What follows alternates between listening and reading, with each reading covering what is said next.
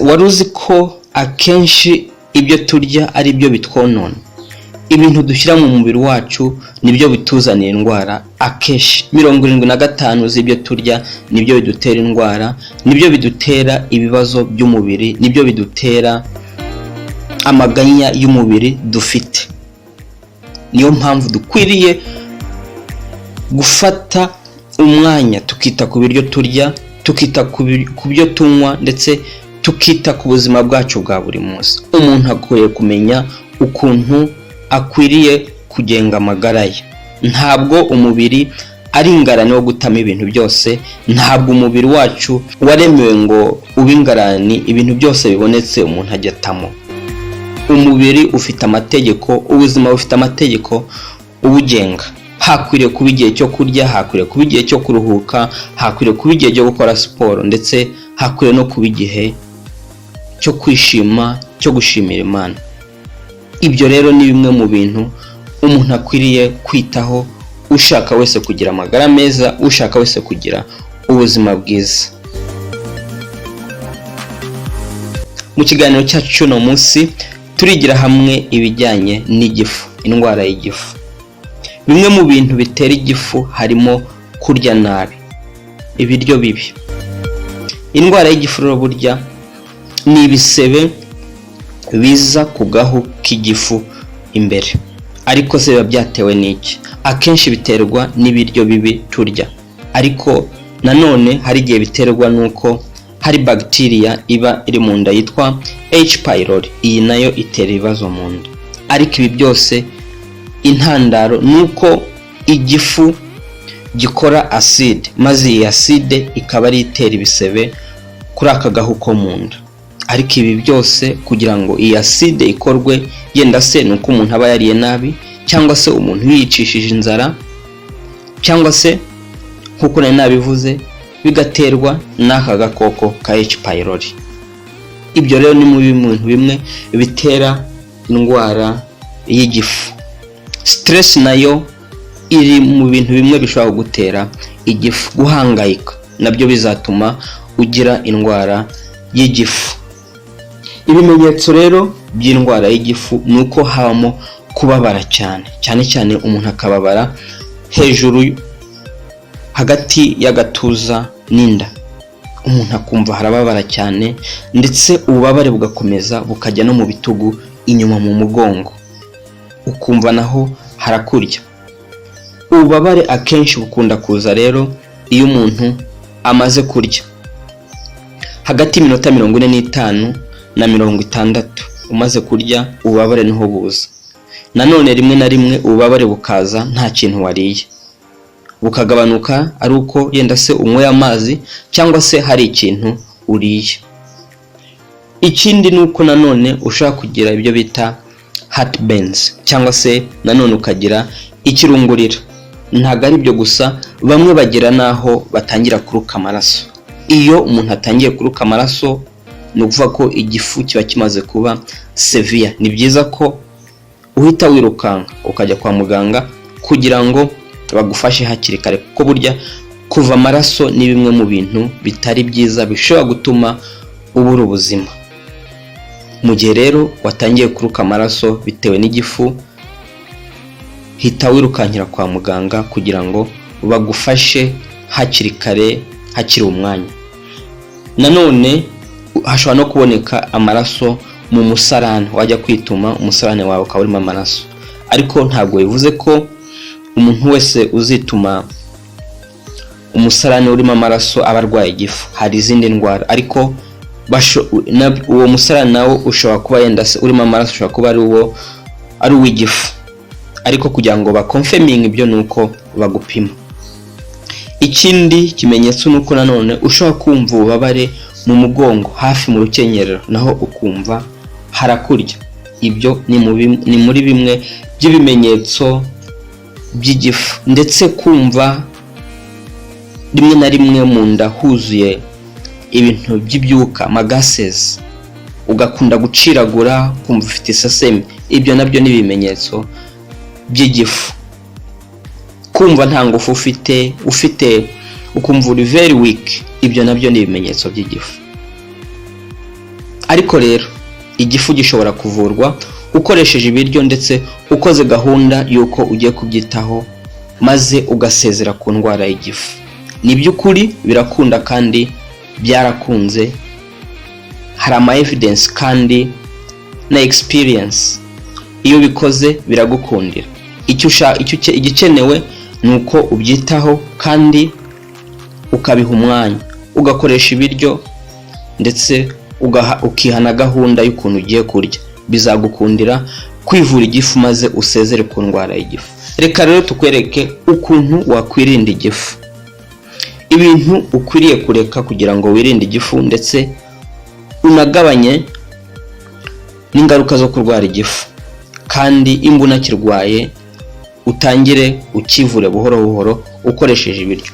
Mu bintu bya mbere nuko hari ubuzima ukwiriye gushyira ku ruhande, ndetse hari n'ibintu ukwiriye ku ruhande mu bintu bijyanye no kurya.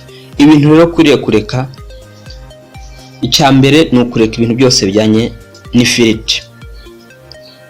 Ikindi ni ukwirinda ibintu byose bigutera stress, ndetse ikindi ni ukwirinda kafeyine ndetse n'ibintu byose birimo kafeyine, ndetse ukirinda n'icyayi. Ibi ni ubikurikiza uzaba uri mu nzira yo kwivura igifu kandi ugisezeraho. Ndetse ibindi ukwiriye kureka ni ukureka kurya chocolate, ukareka kurya amavuta akomoka ku nyamaswa, ndetse ibintu byose bimeze nk'urusenda nabyo ukabihagarika. Ntabwo ari byo gusa, ukwiriye no guhagarika amadrinks yose ari carbonated, kandi nanone ukagabanya cyangwa se ukahagarika gukunda kunywa amata.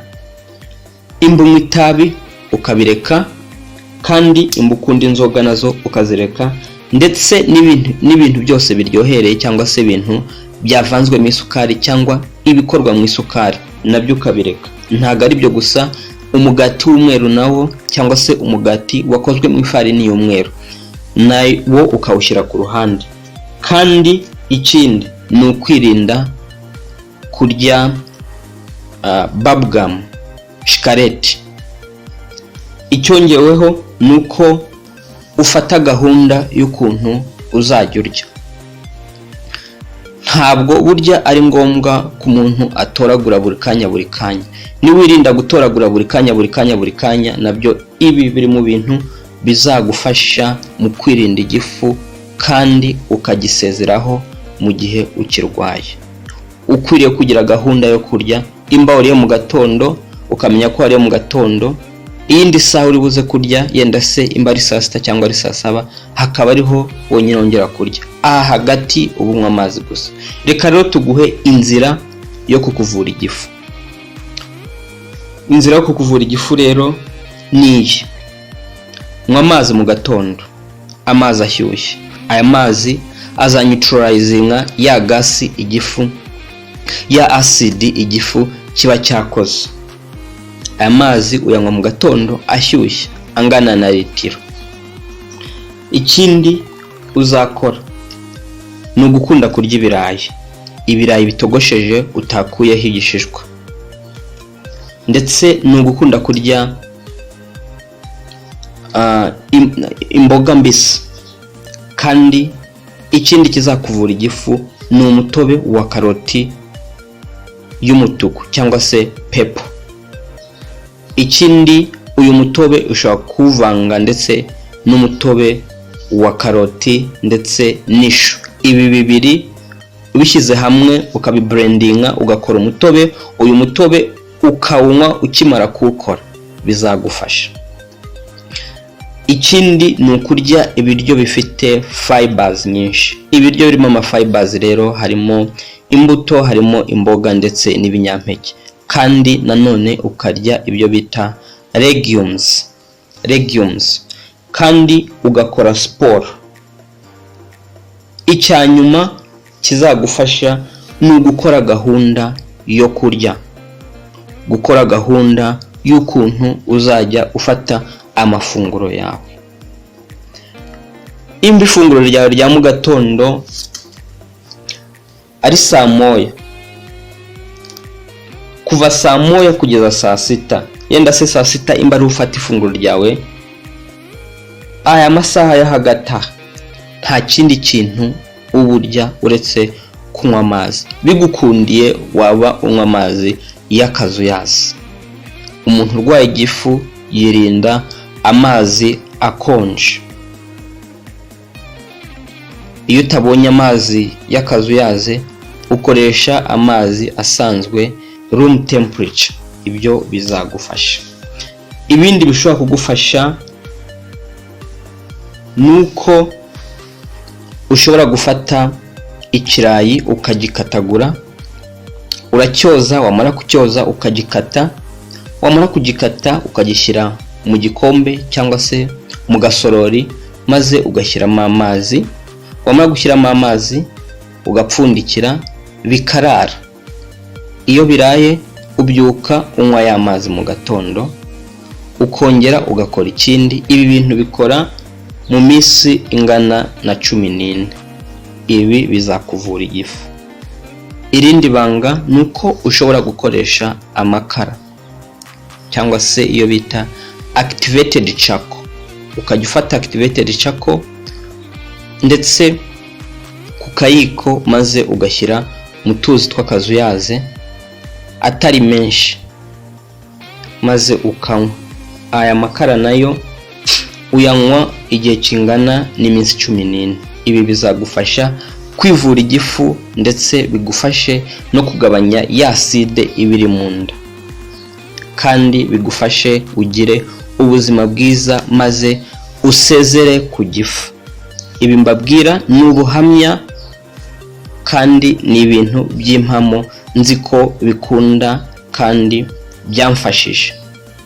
Reka rero mbibutse abatarakora share, mukore share. Aya makuru meza muyasakaze, mubabwire abavandimwe n'inshuti bafite ibibazo by'igifu ko umuti uri mu biryo, ndetse umuti uboneka mu byo barya ndetse n'ibyo banywa. Iki rero ni ikiganiro cy'ubuzima ndetse ni kuri MEGAMIND LIFE TV.